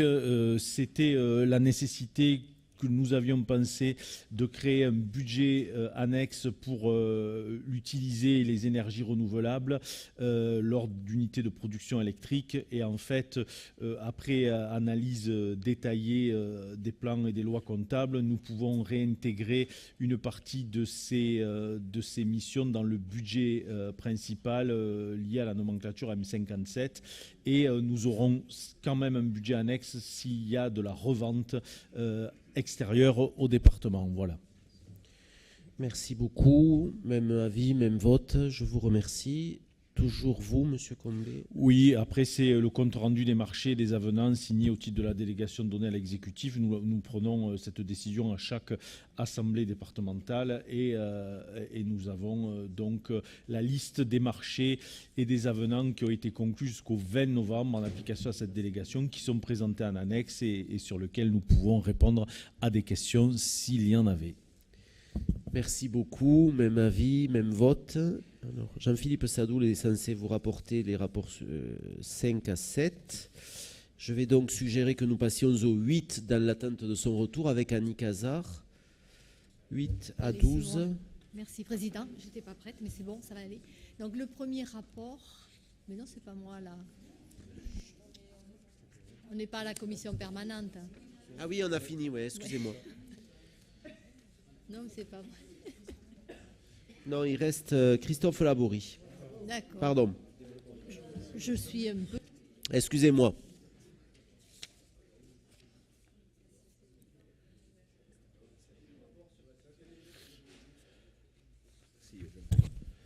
Il s'agit du rapport sur la situation du département en matière de développement durable. Dans le cadre des lois Grenelle portant un engagement national pour l'environnement, le département de l'Aveyron, en tant que collectivité de plus de 50 000 habitants, est tenu de produire préalablement au DOB un rapport sur la situation en matière de développement durable. Ce document met en évidence les actions significatives en matière de développement durable, donc conduites dans le cadre des politiques mises en place par le département dans les domaines suivants: la lutte contre le changement climatique, la préservation de la biodiversité, la cohésion sociale et la solidarité entre les territoires, l'épanouissement de tous les êtres humains et enfin la dynamique de production et de consommation responsable. Le rapport est articulé autour des enjeux de solidarité humaine, solidarité territoriale et d'exemplarité de la collectivité. Il fait état des principales actions mises en œuvre ou développées par les services en 2023. Je citerai 3 exemples au titre de la solidarité territoriale. Le premier sur l'aménagement de la RD 911 par la prise en compte de la ressource en eau. Le deuxième sur les ENS par la fourniture gratuite de nichoirs en partenariat avec le parc naturel régional des Grandes Cosses pour lutter contre la pyrale du buis. Et enfin, le troisième exemple sur la filière de réemploi des documents désherbés de la médiathèque départementale. Voilà, Président, il s'agit maintenant de prendre acte de ce rapport. Merci beaucoup. Pas de problème avec ce rapport, il est adopté. Et le dernier rapport de notre Assemblée, c'est le 5, donc le 6, rapporté par Magali Bessaou. Oui, rapidement. Donc, il s'agit, comme chaque année, de prendre connaissance des décisions prises par le Président dans le cadre de la délégation que nous lui avons donnée lors de notre installation en juillet 2021, lui permettant de valider la conclusion et la révision de l'ouvrage de choses pour une durée n'excédant pas 12 ans. Donc, vous avez bien sûr consulté les décisions prises en application de cette délégation, tant pour les conventions signées que pour les locations diverses accordées à titre onéreux ou gracieux. Voilà, Président. Merci beaucoup. Pas de problème non plus, j'imagine.